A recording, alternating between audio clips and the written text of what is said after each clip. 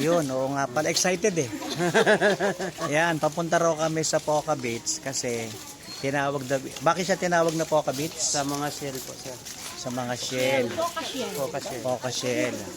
Yung mga shell na kinukuha, Poca shell. Nagawa na mga souvenir. Ginagawa mga souvenir.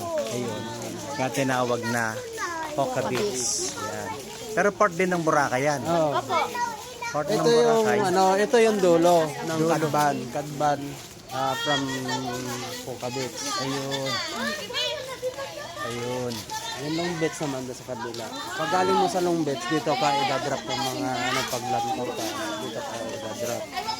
Dito yung pasyalan ng mga guests, mga bisita. Pwede man ako. Ito, Picture taking. part ng Boracay yan. Oo, paikat yan. Oh, kaya lang, kung tawagin to Poca Beach Boracay. Yan yung yung mga picture. Diyan na pa-picture. Sige po, maya pag tingnan mo po muna natin. Ayan. Souvenir.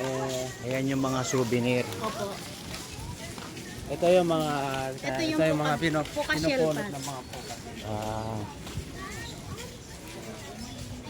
Ayan yung mga shell. Ito pa so yung malaki. Yan. Ito yung Poca shell.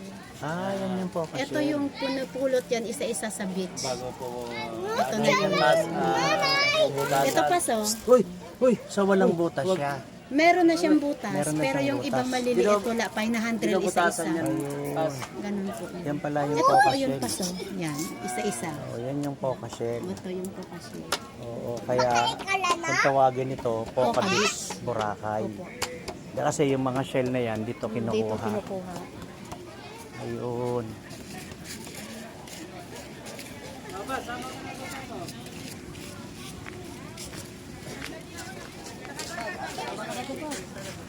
So, ayan.